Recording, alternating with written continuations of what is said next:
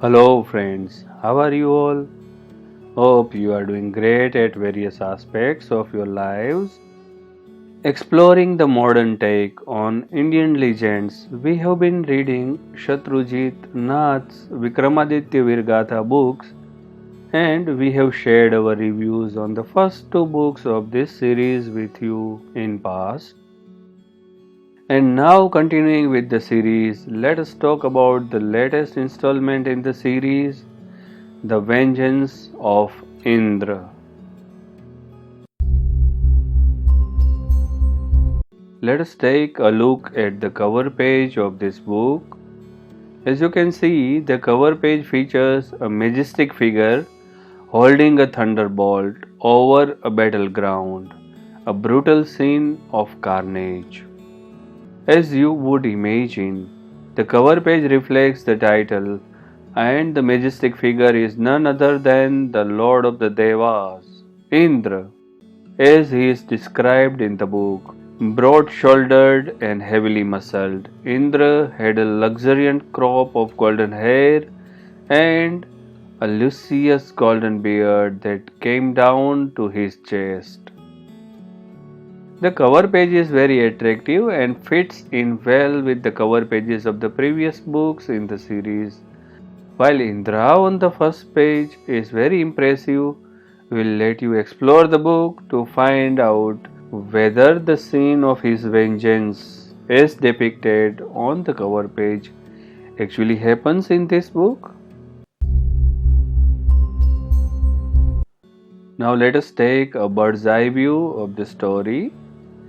Continuing the saga of the beloved Samrat Vikramaditya and his council of 9, this story takes us back to the city of Ujjaini, reeling from the shocks that have generated from within the palace rather than outside. The Council of 9 is well and truly broken up, with Kalidas embracing his Huna heritage and leaving Avanti to meet his people.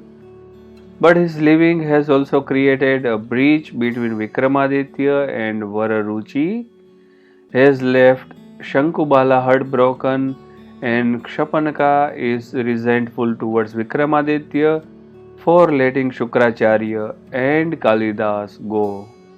Outside Ujjaini, Ghatkarpara or Ghatkarpara has been kidnapped by the enemies, and it appears that Vaital Bhatt and the group of traveling with him are hopelessly lost in the marsh of Anupa. Amarsimha leaves Ujjaini in order to find and rescue Ghatkarpara, thus leaving the Council of 9 shrunken to only a handful few. The trouble in Magadha is growing stronger as Shurasen appears to have won over Harihar, the king of Ahayas, and also get the better of Pallavan, the diplomat of Kosal, who was trying to expose the truth about Shurasen having murdered his own father. Shurasen's next targets are Odra and Kalinga, and Shukracharya is hard at work within Devalok to obtain more destructive power.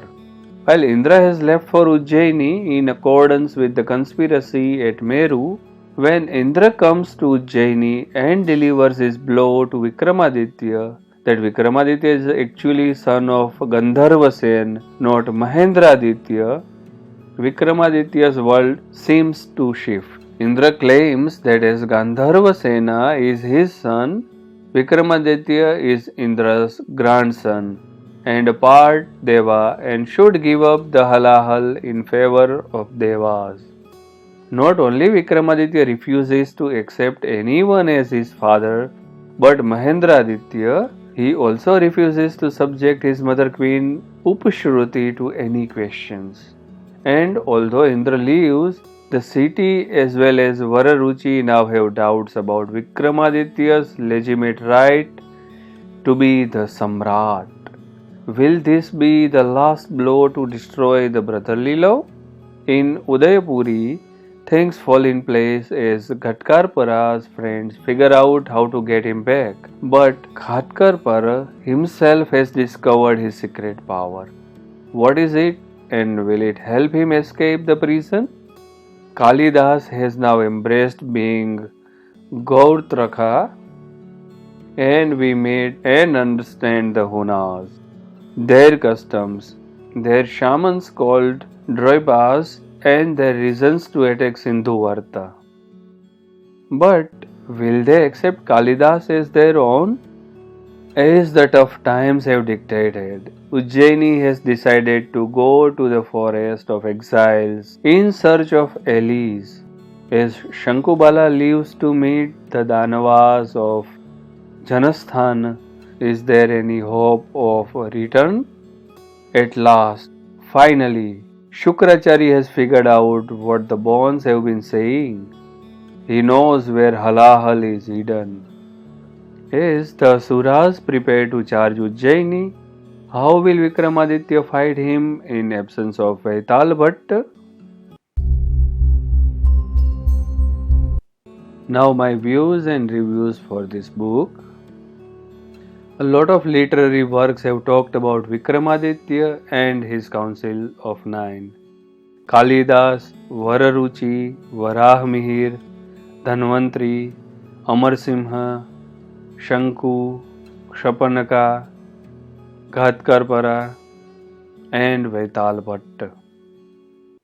With so many impressive characters, the author carries on weaving an enjoyable web of interconnected stories that will keep you engaged with this world throughout the book. The admirers of this series will not be disappointed, as this book carries on with the same complexity of the stage and multiple narratives that keep us interested and abreast of the adventures and actions of its multiple characters. Right from the starting action sequence in the Smashan of Ujjaini to the end, the book keeps up its pace and keeps the reader riveted as we move from one character to another. We have tried to avoid spoilers so far and will do so now as well, but we will try to catch a few glimpses of Vikramaditya's famous partner. The Betal Bhatt in the Council of Nine is not the same as the Betal in the widely known stories. One of the most popular images connected with the Vikram Betal stories is the corpse hanging on the banyan tree, where King Vikram goes to answer his questions. The Betal in Vikramaditya Veergatha series is the Gaul master who looks after the place between life and death, the border world. Border world separates the world of the living from the world of the dead, a bridge, a space of transition. All dying things first pass into border world, where they are tended to by the Gauls under the Gaul master, who dispose of whatever is physical before sending the spirits on their way. In this book, Shatrujeet Nath finally gives us a picture that would jog that memory from the TV serial or illustration of Vikram Bedal stories. As Vikramaditya approaches the trapped Gaul master, rather is spotted the corpse, spread-eagled and strung from the tree's aerial roots, tied at the wrists with thick vine, suspended halfway up from the ground. It hung cold and motionless, like a grotesque offering to some cruel, hungry god. While Betal Bhatt helps Vikram in his license with Betal through his tantric powers, the Hunas employ shamans called Droiba who have intriguing ideas of creating zombie armies. And the supernatural is supported by intriguing spies from both Devaloka and Patal to keep Ujjaini a hotbed of conspiracies. In addition, intricate plots are afoot in almost all kingdoms of Sindhuvarta, thus keeping the pieces on the chessboard moving with so many threads. The characters come and go on the stage, but Vikramaditya has the most to lose and most to bear from all sides. He has grown more mature and sadder compared to the first book, but defeated he is not. He still hopes to fulfill his promises to all, including his people. His courage in facing Indra, his refusal to subject his mother to questioning about her character, his hopeful quest for new allies in form of Danavas, and his attempts to keep his family happy, all owed to his character as the great king of legends. As I have said before, the landscape of these books is so vast, from the great desert in west to the sea in east, and Mount Meru in north to Dandakvan in south. I like how Shatrujeet Nath builds the stage in only a few sentences, both in terms of physical setup as well as the atmosphere. For example, though panoramic in scale, the Ghost Marsh was a study in monotony.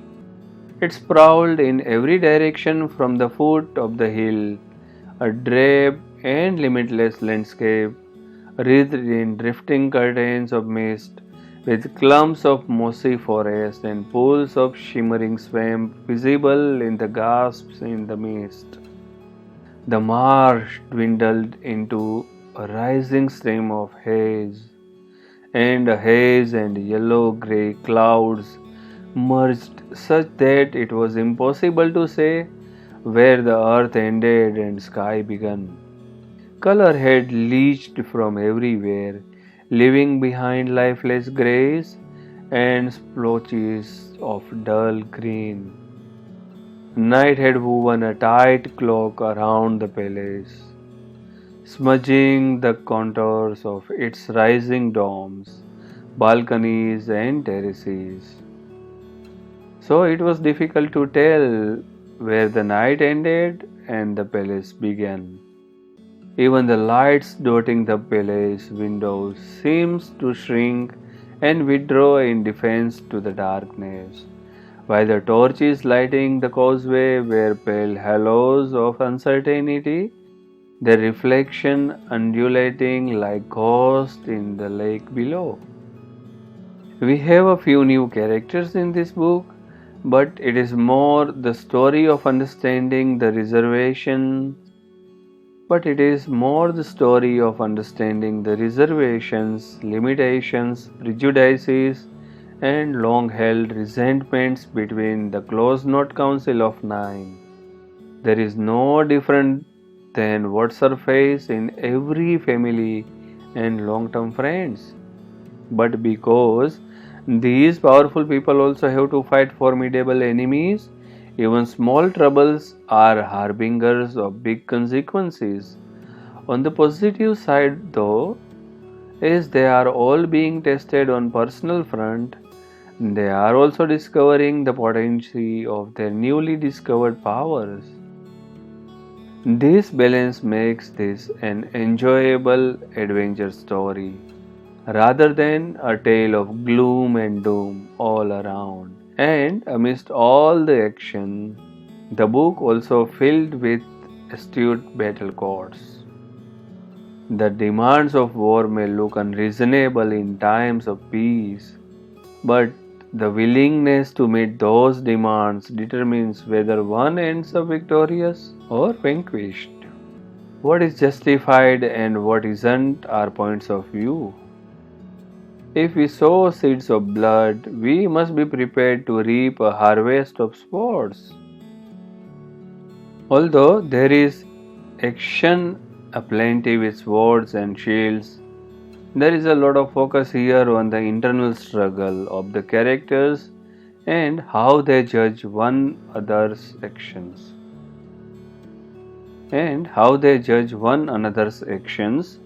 The author also gives us many candid thoughts on how we behave towards people we love.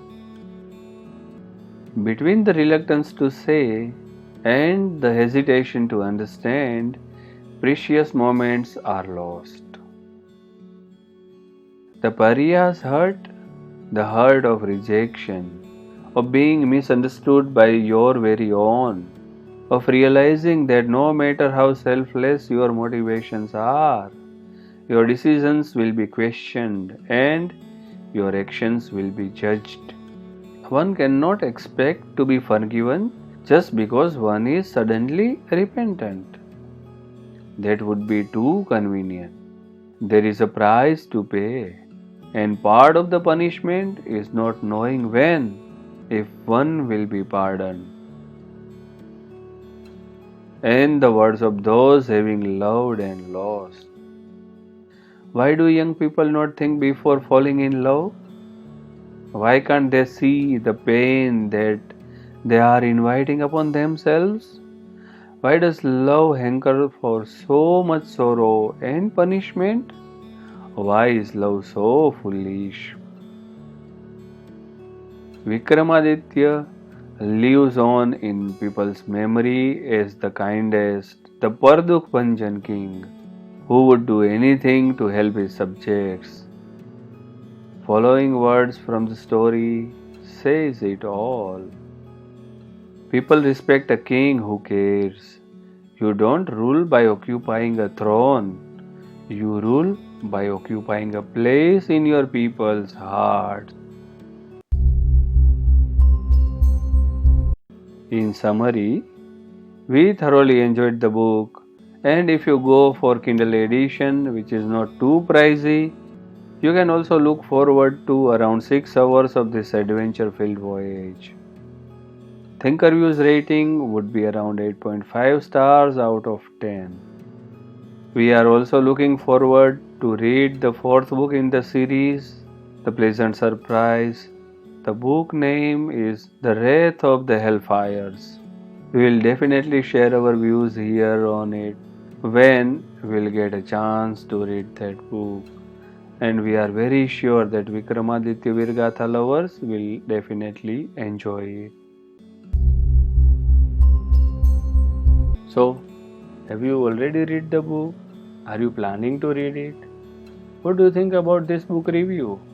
Do you find it helpful in deciding whether to go for the book or not?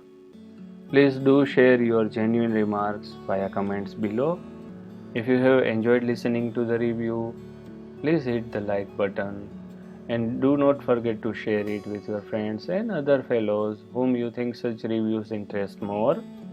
Till we meet with our next podcast, bye bye, take care, namaskar.